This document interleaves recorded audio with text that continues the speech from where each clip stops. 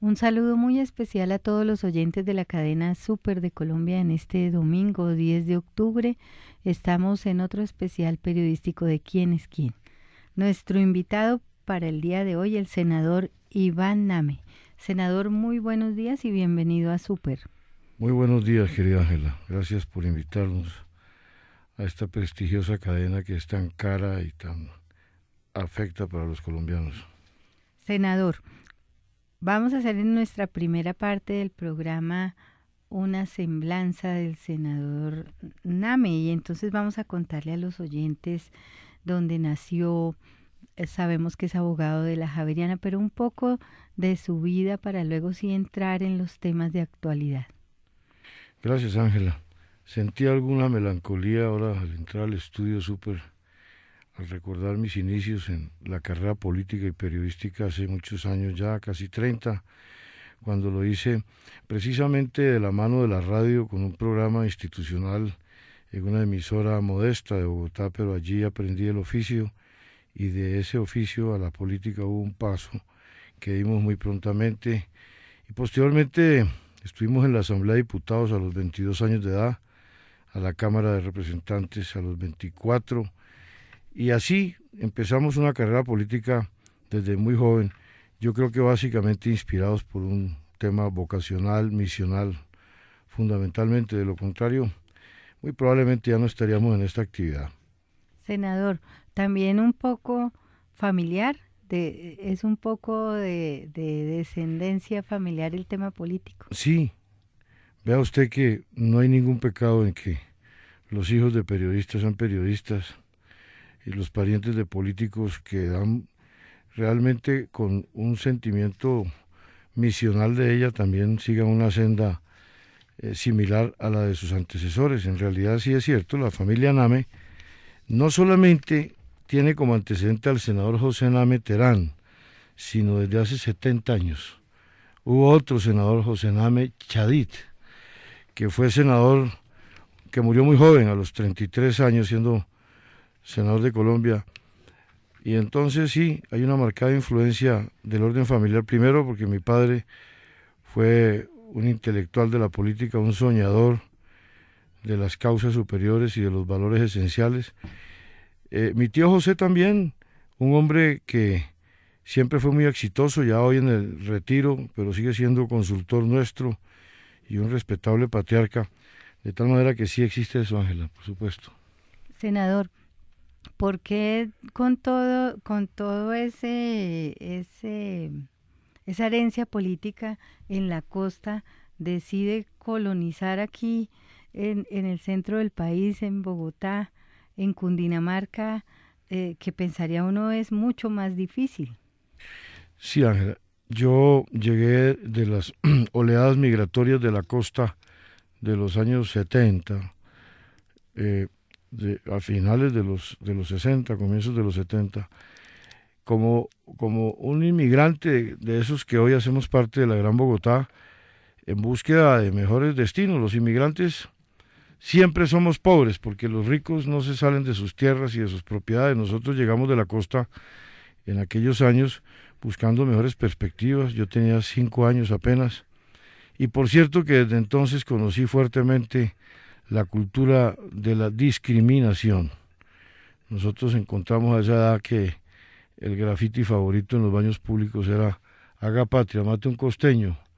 En aquellos tiempos, cuando Bogotá se vestía de gris, la costa era como una especie de lugar menor habitado por tribus desconocidas aquí en el interior. Y yo creo que eso me sirvió porque desde el principio, a pesar de la discriminación, me fue fortaleciendo la disciplina, la disposición de lucha, con un lema fundamental y es que nunca se debe rendir uno. Y por eso toda mi carrera, que ha tenido más reveses que éxitos, ha tenido como síndrome el de que hay que tener la fe por encima de cualquier esperanza, porque los sueños siempre se pueden cumplir. Este, por ejemplo, lo logramos dentro de un partido moderno, alternativo, que apenas está en crecimiento y desarrollo, de haber llegado al Senado en el Partido Verde, que es precisamente una de nuestras satisfacciones hoy día. Sí, senador, además que con cuando de pronto nadie daba nada porque llegara al Senado, usted lo logra. Sin embargo, en algún artículo que leía de usted, le destacan su perseverancia, es lo que nos está comentando ahorita. Ha insistido tanto y su sueño de ser senador, pues se le ha dado definitivamente en este periodo 2010-2014. Además, también los que lo han conocido en el Consejo saben que hará una magnífica labor como senador. Sí, Ángela, gracias por tu bondadosa apreciación.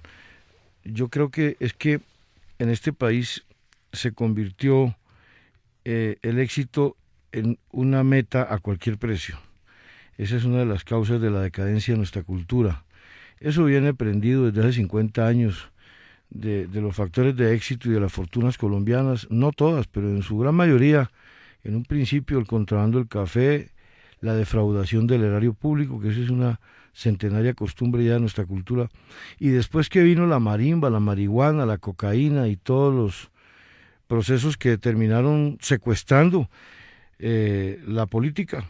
Desde hace una década y media, las corporaciones públicas en Colombia las secuestraron los intereses de factores de corrupción como el narcotráfico, la narcopolítica, todo eso.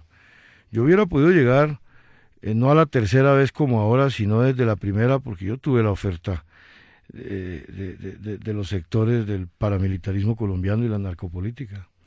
Pero como lo dice por ahí un periodista un poco ácido en un libro que hace de todos los congresistas, por lo menos de mí tiene que decir que llegué como había prometido, sin ningún respaldo indebido al Parlamento colombiano, aunque eso a veces sea motivo como de burlas. A veces me preguntan, oiga, pero usted pasó media vida aspirando. La verdad que no, fueron 3 intentos y consideré siempre que la lucha es más importante que el resultado, que el destino, que el éxito. El éxito es un punto donde se llega o por donde se pasa, pero la lucha es un estado del alma, del espíritu, por el que hay que permanecer siempre. Y bueno, ya cuando no había esperanza, al parecer, la fe se impuso y logramos el éxito, de tal manera que sí, la persistencia en los sueños, en las ilusiones, y sobre todo cuando se siente la política no como un negocio, ni como una actividad marginal, sino como una disposición espiritual y personal. Senador Name, antes de llegar al tema del Senado, hablemos un poco de su experiencia como diputado, como concejal de Bogotá. Cuéntenos su trayectoria y sus logros en estas corporaciones. Sí, Ángela, yo llegué a la Asamblea de Diputados muy joven.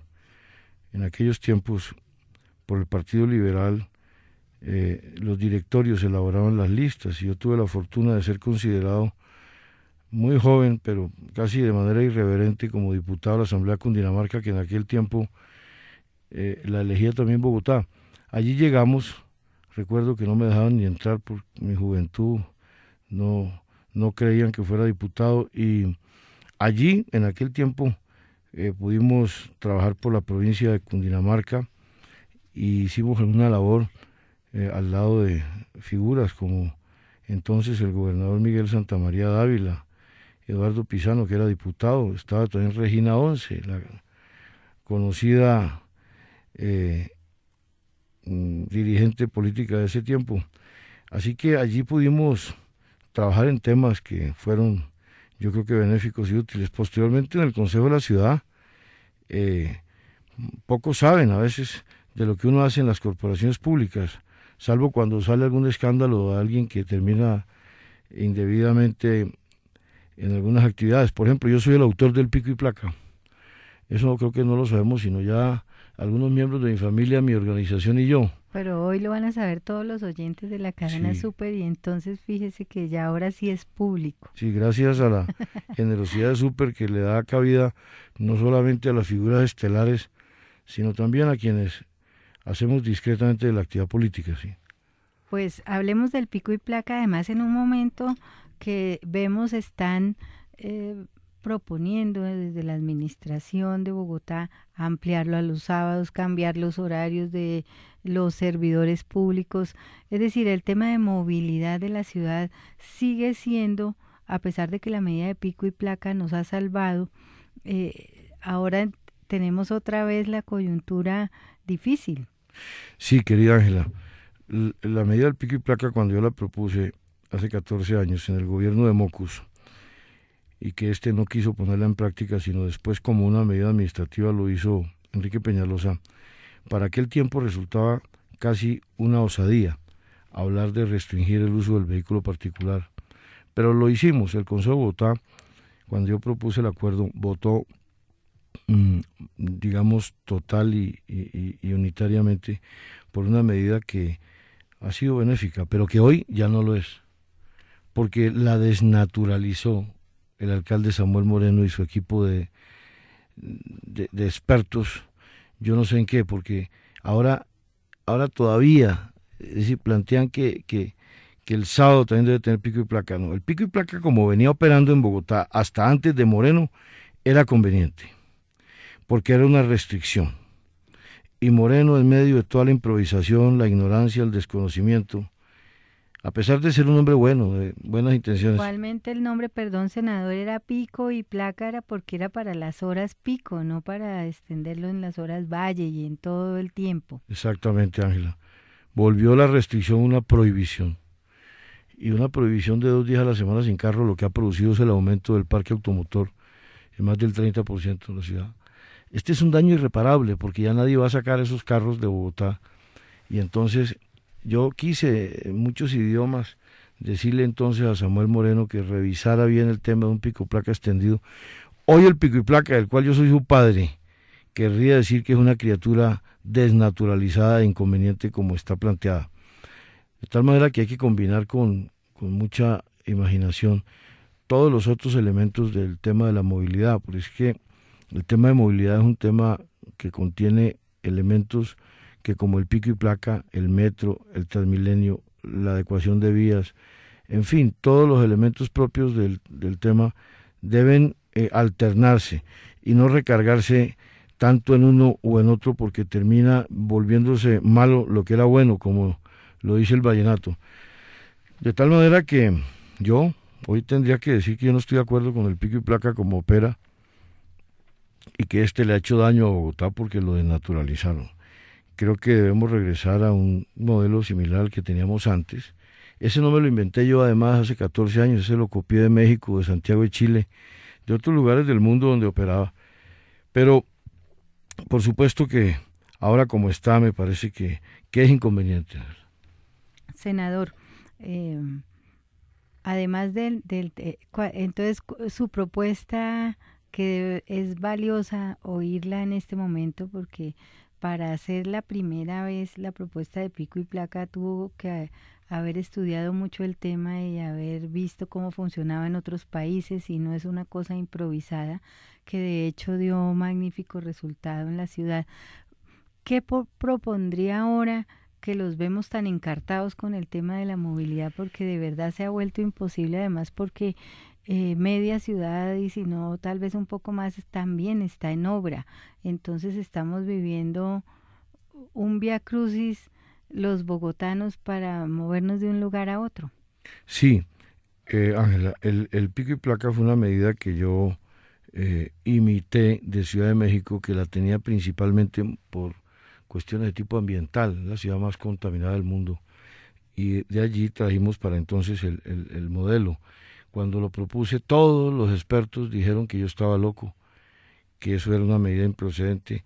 Esos famosos expertos que tenemos en Colombia en tantos temas, en el tema de movilidad, entonces, como ahora, también parece que se equivocaron, porque de todas maneras, como operó en su concepción inicial, fue positivo. Hoy realmente, lamentablemente, hay un daño irreparable. El aumento del parque automotor debido a la prohibición prácticamente del vehículo en la mitad del tiempo de la semana produjo la adquisición del segundo vehículo en poblaciones bastante significativas. Yo creo que en Bogotá debemos combinar con mucha imaginación varios elementos. Primero, la programación de la finalización de las obras centrales de la ciudad es fundamental. En segundo lugar, un tipo de pico y placa que no tenga la elasticidad para que no siga estimulando la adquisición de